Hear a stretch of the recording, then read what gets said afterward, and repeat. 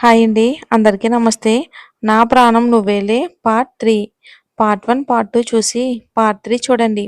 కృతి వచ్చి అశ్వథ్ బాబు పిలిచారా అంటుంది. అశ్వథ్ నిప్పులు చెరిగే కళ్ళతో కృతి దగ్గరకు వెళ్ళి, ఉదయం నన్ను తీసుకువచ్చింది తనేనా అని వినోద్ వైపు చూస్తాడు. వినోద్, అవును, ఇప్పుడేమైందని అలా అరుస్తున్నావు అశ్వథ్? తను తీసుకొస్తే తప్పేంటి అంటాడు. నానా, నా గురించి తెలుసు కూడా ఒక అమ్మాయిని డ్రైవర్గా పెట్టుకున్నావు. నాకు ఇష్టం ఉండదని తెలిసి తను ఎలా పంపించారు? తను ఇంకొక క్షణం కూడా ఇక్కడ ఉండడానికి వీల్లేదు. వెంటనే తనని వెళ్ళమని చెప్పండి అంటాడు అశ్వత్. వినోద్, తను ఎక్కడికి వెళ్ళదు, ఇక్కడే ఉంటుంది అంటాడు. సరే అయితే నేనే వెళ్ళిపోతాను, తననే ఉంచుకోండి అని చెప్పి తన గదిలోకి కోపంగా వెళ్తూ ఉంటే సుమతి, అశ్వత్, ఇన్ని సంవత్సరాలు నీ కోసం ఎదురు చూశాను, నన్ను వదిలి వెళ్ళిపోతావా అంటుంది కళ్ళల్లో నీళ్లు తిరుగుతూ ఉంటే. అశ్వత్, నేను వదిలి వెళ్ళిపోవాలని నాకు లేదమ్మా, కానీ నాన్నకి నా మాట కంటే ఆ అమ్మాయే ఎక్కువయింది. అందుకే నా మాటకు విలువలేని చోట నేను ఉండాలి అనుకోవటం లేదు అని అడుగు ముందుకు వెయ్యగానే కృతి, అశ్వత్ బాబు, ఆగండి. నా గురించి మీరు వెళ్ళిపోవాల్సిన అవసరం లేదు, నేనే వెళ్ళిపోతాను. ఇన్ని రోజులు ఆంటీ మీ గురించి చాలా బాధపడ్డారు. మళ్ళీ మీరు దూరం అయితే తను తట్టుకోలేదు. నేనే వెళ్తాను, కానీ నాకు ఈవినింగ్ వరకు టైం ఇవ్వండి. బయట హాస్టల్లో ఎక్కడైనా రూమ్ చూసుకుని మారిపోతాను అంటుంది. ఇక ప్రణవ్ మనసులోనే కంగారుగా, ఇప్పుడు కృతి బయట ఉండడం తనకి ప్రమాదం, ఎలాగైనా ఇక్కడే ఉండేలా చేయాలి అనుకుని, అశ్వత్ పాపం ఆడపిల్ల, తను బయట ఒకతే ఎలా ఉంటుంది? కావాలంటే డ్రైవర్గా కాకుండా వేరే పని చేస్తుంది అంటాడు. అశ్వత్, తనకిప్పుడు ఆ అవకాశం కూడా లేదు. నిన్ననే తను అమ్మాయి అని చెప్పుంటే అప్పుడు ఆలోచించేవాణ్ణి. కానీ తను చెప్పకుండా నన్ను మోసం చేసింది. తను ఇంట్లో ఉండడానికి వీల్లేదు. ఈవినింగ్ పార్టీ అయ్యేసరికి తను ఇక్కడ ఉండకూడదు అని సీరియస్గా లోపలికి వెళ్ళిపోతాడు. వినోద్ బాధగా, సారీ కృతి అంటాడు. అయ్యో, మీరు సారీ చెప్పడం ఏంటి? మీరేం బాధపడకండి, నేను హాస్టల్ చూసుకుంటా. ప్రణవ్, కొన్నాళ్ళు నాకు తెలిసిన వాళ్ళ ఇంట్లో ఉండమ్మా, తర్వాత అశ్వత్ని ఎలాగోలా ఒప్పించి నేను మళ్ళీ ఇక్కడికి తీసుకుని వస్తా అంటాడు. కృతి, వద్దన్నయ్య, నా గురించి మీరేం టెన్షన్ పడకండి అని బయటకు వెళుతుంది. సుమతి కోపంగా, భార్గవి, అశ్వత్ గురించి తెలిసి కూడా వాడు ముందు కృతిని ఎందుకు పిలిచావు? నీకు అసలు బుద్ధి ఉందా అంటుంది. ఇది మరీ బాగుందక్క. పొమ్మంది అశ్వత్ అయితే నన్ను అంటారేంటి? తనే కదా డ్రైవర్, తననే కదా పిలవాలి. ఏదో తప్పు చేసినట్లు మాట్లాడుతున్నావు అని విసురుగా లోపలికి వెళ్ళిపోతుంది భార్గవి. మనసులో మాత్రం ఆ కృతిని బయటికి పంపించానని ఆనందంగా ఉంటుంది. ఈవినింగ్ అవుతుంది. ఇంటి ముందు లాన్లోనే ఒక పక్క పార్టీ ఏర్పాట్లన్నీ పూర్తవుతున్నాయి. ప్రణవ్ వినోద్ దగ్గరికి వెళ్ళి, అంకుల్, ఉదయం అనగా వెళ్ళిన కృతి ఇంకా ఇంటికి రాలేదు, నాకెందుకో టెన్షన్గా ఉంది అంటాడు. నేను కూడా తన కోసమే చూస్తున్నా ప్రణవ్ అని వీళ్ళు మాట్లాడుతూ ఉండగానే కృతి రావడం చూసి ప్రణవ్ పరుగున వెళ్ళి, నీకు అసలు బుద్ధుందా? ఉదయం అనగా వెళ్ళావు, ఇప్పుడే రావడం? ఎంత టెన్షన్ పడ్డానో తెలుసా? కాల్ చేస్తుంటే లిఫ్ట్ చేయాలని తెలీదా అని గ్యాప్ లేకుండా అరుస్తున్న ప్రణవ్ని చూసి నవ్వుతుంది కృతి. ప్రణవ్, నేను ఇక్కడ టెన్షన్ పడుతూ ఉంటే నీకు నవ్వొస్తుందా అంటాడు కోపంగా. నేను చిన్నప్పటి నుండి ఒంటరిగానే పెరిగాను. నన్ను బాధ పెట్టిన వాళ్ళు ఉన్నారే, కానీ నా కోసం నువ్వు ఇలా టెన్షన్ పడి తిడుతూ ఉంటే చాలా బాగుంది. నా కోసం కూడా ఎదురు చూసే వాళ్ళు ఉన్నారని చాలా సంతోషంగా ఉంది అంటుంది. ఇప్పుడు నువ్వు ఒంటరిదానివి కాదు, నీకు ఈ అన్నయ్య ఉన్నాడు. నువ్వు ఎక్కడికి వెళ్ళకురా, అశ్వత్ని ఎలాగోలా నేను ఒప్పిస్తా అంటాడు. కృతి, వద్దన్నయ్య, నా వల్ల చిన్ననాటి స్నేహితులైన మీ మధ్య మనస్పర్ధలు రావడం నాకు ఇష్టం లేదు అని లగేజ్ ప్యాక్ చేసుకోవడానికి అవుట్ హౌస్కి వెళ్తుంది. ఇంకా పార్టీకి ఒక్కొక్కరిగా గెస్ట్లు వస్తూ ఉంటారు. ఇంట్లో పని వాళ్ళతో సహా అందరూ కృతి వెళ్తుందని బాధపడుతూ ఉంటారు. ఏమండి, వాడికి నచ్చ చెప్పి కృతి వెళ్లకుండా ఆపండి అంటుంది సుమతి బాధగా. వాడి మొండితనం గురించి తెలుసు కదా సుమ, వాడు ఇంకెవ్వరు చెప్పినా వినడు అంటాడు వినోదు. ఇంక అశ్వత్ రెడీ అయ్యి కిందకి దిగుతూ, ఇక రాజు, ఆ డ్రైవర్ వెళ్ళిందా అంటాడు. రాజు తన లగేజ్ ప్యాక్ చేసుకుంటుంది అని చెప్తాడు. ఇక పార్టీ పూర్తయ్యేలోపు తను ఇక్కడ ఉండకూడదు అని అశ్వత్ బయట లాన్లోకి వెళ్తాడు. అశ్వత్ లాన్లో ఫంక్షన్ ఏర్పాట్లు ఎలా జరుగుతున్నాయో చూస్తూ సడన్ గా తన చూపు అవుట్ హౌస్ లో ఫోటో పట్టుకుని మౌనంగా ఏడుస్తున్న కృతి దగ్గర ఆగిపోతుంది. అశ్వత్ చూపు తల దించుకుని ఉండటం వలన కృతి ఫేసు సరిగ్గా కనపడదు. ఈ అమ్మాయి ఏంటి అసలు అంతలా ఏడుస్తుంది? ఒంటరిగా బయట ఎలా ఉంటావని ప్రణవ్ అనడం గుర్తొచ్చి, అంటే ఈ అమ్మాయికి నిజంగానే ఎవరూ లేరా అని. అయినా నేనేంటి, ఛే, ఆ అమ్మాయి గురించి ఆలోచిస్తున్నా, ఎలా పోతే నాకెందుకో అనుకుని అప్పటికే గెస్ట్లు ఒక్కొక్కరు రావటంతో వాళ్ళను విష్ చేస్తున్నాడు. కృతి ఇంట్లో నుండి వెళ్తుంటే ఒక్క భార్గవి తప్ప పని వాళ్ళతో సహా అందరూ చాలా బాధపడుతుంటారు. ఈ రోజు నాకు చాలా సంతోషంగా ఉంది. 2 ఏళ్లుగా ఆ కృతి పీడ ఈ రోజుతో విరగడైపోయింది.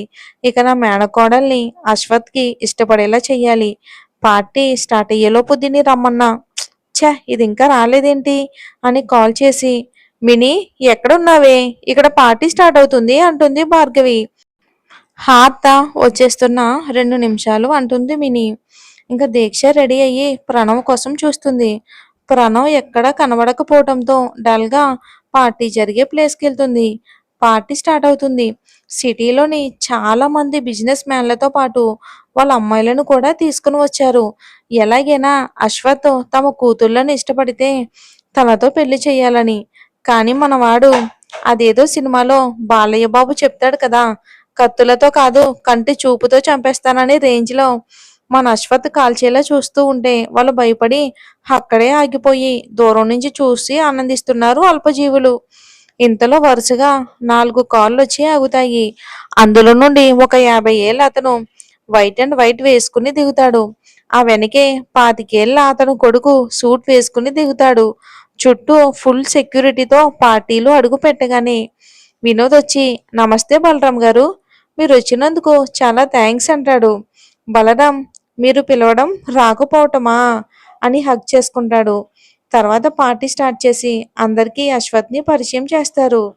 ఎంత వద్దనుకున్నా ఎందుకో అశ్వత్ చూపు మాటి మాటికి అవుట్ హౌస్ వైపే వెళ్తుంటుంది. వినోద్ అశ్వత్ డల్లగా ఉండడం గమనించి, ఏమైంది నానా అంటారు. అశ్వత్, ఏమీ లేదు నాన్న అని గెస్ట్లతో మాట్లాడడానికి వెళ్తాడు. వినోద్ మనసులోనే, ఏంటి వీడు ఇంత గ్రాండ్గా పార్టీ అరేంజ్ చేస్తే కనీసం చిన్న నవ్వు కూడా లేదు ఫేస్లో, ఏదో పోగొట్టుకున్న వాడిలా దిగులుగా ఉన్నాడు అనుకుంటూ అశ్వత్ వైపే చూస్తుంటాడు. పార్టీలో అందరూ డ్రింక్స్ తీసుకుంటూ ఉంటారు. అశ్వత్కి ఏదో అనుమానంగా అనిపించి చుట్టూ చూస్తాడు. కానీ అలా ఏం లేకపోవటంతో మళ్ళీ పార్టీ హడావుల్లో పడిపోతాడు. కృతి అవుట్ హౌస్కి లాక్ చేసి కీస్ వినోద్కి ఇవ్వడానికి వస్తుంది. వినోద్కి కీస్ ఇచ్చి వెళ్తాను అంకుల్ అంటుంది. పార్టీ అయ్యే వరకు ఉండమ్మా, ఇంకొకసారి వాడితో మాట్లాడదామా అంటాడు. కృతి, నేను ఏ తప్పు చేయలేదు, తప్పు చేసిన దానిలా అతను ముందు తల ఉంచుకుని బ్రతిమాలాల్సిన అవసరం నాకు లేదు అంకుల్ అని వినోద్ పిలుస్తున్నా వినిపించుకోకుండా వెళ్తూ ఉంటే సడన్ గా ఒక అతను ఫాస్ట్ గా కృతికి డాష్ ఇచ్చి కత్తితో అశ్వత్ని పొడవడానికి వెళ్తూ ఉంటే అది చూసి కృతి, అశ్వత్ గారు అని గట్టిగా పిలుస్తుంది.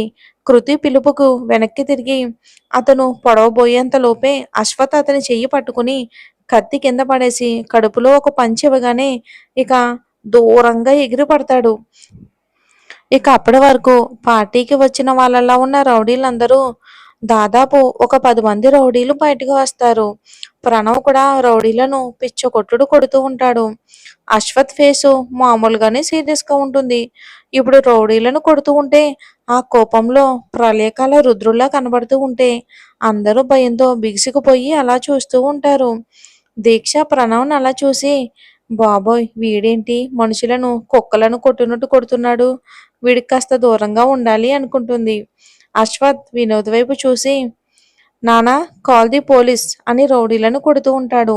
ఆ మాట అనగానే అక్కడే ఫంక్షన్కి వచ్చిన వ్యక్తుల్లో ఉన్న ఒక అతను రౌడీలకు సైగ చేయగానే ఒక్కొక్కరుగా పారిపోతుంటారు. వాళ్ళని పట్టుకోవడానికి అశ్వత్ వాళ్ళ వెనకే పరిగెడతాడు. వాళ్ళల్లో ఒకడు ఫేస్ కనబడకుండా కవర్ చేసుకుని అశ్వత్ని పొడవడానికి వెళ్తాడు. అక్కడ ఉన్న అందరూ రౌడీ అశ్వత్ని పొడి చేశారని అనుకుంటారు. అశ్వత్ కూడా ఒక్క క్షణం తనకు గాయం అయ్యిందేమో అనుకుంటాడు. కానీ తనకేం కాకపోవటంతో రౌడీ చేతుల వైపు చూస్తాడు. ఆ కత్తిని కృతి తన 2 చేతులతో పట్టుకుని ఉంటుంది. రక్తం కారిపోతుంది. అది చూసి రౌడీని ఇంకా ఎక్కువగా కొట్టి, ప్రణవ్ తన్ని హాస్పిటల్‌కి తీసుకుని వెళ్ళండి అంటాడు. సుమతి, అయ్యో! అయ్యో! ఎంత రక్తం పోతుందో! ఎంత పని చేశావు కృతి అంటుంది. ప్రణవ్ దూరంగా రౌడీలను పట్టుకోవడానికి పరిగెత్తడం వలన అశ్వత్ మాట ప్రణవ్‌కి వినబడదు. రక్తం చాలా ఎక్కువగా పోతూ ఉండడంతో అశ్వత్, అమ్మా తనని తీసుకుని రా, హాస్పిటల్‌కి వెళ్దాం అంటాడు. ఇక 2 అడుగులు వేయగానే కృతి కళ్ళు తిరిగి పడిపోతుంది. సుమతి, అశ్వత్, కృతి స్పృహ తప్పి పడిపోయిందిరా అంటుంది. అమ్మా ఎలాగోలా తీసుకురండి అంటాడు. సుమతి, భార్గవి ఇద్దరూ ఎత్తుకోవాలని ట్రై చేస్తారు కృతిని. కానీ వాళ్ళ వల్ల కావటం లేదు. అశ్వత్, వినోద్ ప్రణవ్‌ల కోసం చూస్తాడు. వాళ్ళిద్దరూ దూరంగా పోలీసులతో మాట్లాడుతూ ఉంటారు. సుమతి, అశ్వత్ త్వరగా తీసుకెళ్దాం, రక్తం చాలా పోతుంది అంటుంది. అశ్వత్ కృతిని ఎత్తుకుని కారులో కూర్చోబెట్టి, అమ్మా తన దగ్గర కూర్చో అంటాడు. అసలు అమ్మాయిలను చూడడానికి కానీ, మాట్లాడడానికి కానీ ఇష్టపడిన అశ్వత్ ఇలా కృతిని ఎత్తుకున్నాడని షాక్‌తో ఉన్న భార్గవి, సుమతిలిద్దరూ అశ్వత్ పిలుపుతో తేరుకుని కారులో కూర్చుంటారు. వినోద్, ప్రణవ్‌లు పోలీసులతో మాట్లాడ్డాక అశ్వత్ వాళ్ళు కనిపించకపోవడంతో రాజుని పిలిచి విషయం తెలుసుకుని హాస్పిటల్‌కి వెళ్తారు వాళ్ళు కూడా. కృతిని హాస్పిటల్‌కి తీసుకుని వెళ్తారు. డాక్టర్ హ్యాండ్‌కి కట్టు కట్టి బ్లడ్ ఎక్కువగా పోవటం వలన స్పృహ తప్పింది. ఇంకో హాఫ్ అన్ అవర్‌లో స్పృహ వస్తుందని చెప్పి వెళ్ళిపోతారు ఆయన. సుమతి, భార్గవి కృతి దగ్గరే కూర్చొని ఉంటారు. భార్గవి మనసులో, దిక్కుమాలిన రౌడీలు, ఇది వెళ్లే ముందే రావాలా? వాళ్ళు రాకుండా ఉండుంటే ఈ పాటికి ఇది వెళ్ళిపోయేది అనుకుంటుంది భార్గవి. కాసేపటికి దీక్ష, వినోద్, ప్రణవ్‌లు హాస్పిటల్‌కి వస్తారు. కృతిని చూసి బయటికి వచ్చి కూర్చుని ఉంటారు. ఇక అశ్వత్ కమిషనర్ గారితో, వాళ్ళెవరో నాకు తెలియాలి, రేపు ఉదయం లోపు దీని వెనకుంది ఎవరో బయటికి రావాలి అని ఫోన్లో మాట్లాడుతూ ఉంటాడు. సుమతి గట్టిగా మాట్లాడుతున్నట్లుగా వినిపించడంతో అందరూ లోపలికి వెళ్తారు. ప్రణవ్, ఏమైంది, ఎందుకు అలా అరుస్తున్నారు అంటాడు. అశ్వత్ వెళ్ళిపోమన్నాడు కదా, కృతి వెళ్ళిపోతాను అంటే అక్కే ఆపుతుంది అంటుంది భార్గవి అమాయకంగా. ప్రణవ్, ఈ పరిస్థితిలో ఎలా వెళ్తుంది అని కృతి వైపు చూసి, ఏంటమ్మా ఇలా చేతికి గాయాలు పెట్టుకుని బయట ఎలా ఉంటావు, తగ్గే వరకు ఇక్కడే ఉండు అంటాడు. అందరూ అశ్వత్ వైపే చూస్తారు. నా తిప్పలేవో నేనే పడతానులే అన్నయ్య, వెళ్ళిపోమని చెప్పినా కూడా సిగ్గు లేకుండా ఎలా ఉంటాననుకున్నారు అన్నయ్య అంటుంది. ఈలోపు వినోదు, నిన్ను పరాయి వ్యక్తిలా ఎప్పుడైనా చూసామా తల్లి, ఇది నీ ఇల్లే, నీ ఇంట్లో ఉండడానికి ఎవరి పర్మిషన్ అవసరం లేదు అని అశ్వత్ వైపు చూస్తాడు. అశ్వత్ సైలెంట్గా కృతిని చూస్తూ ఉంటాడు.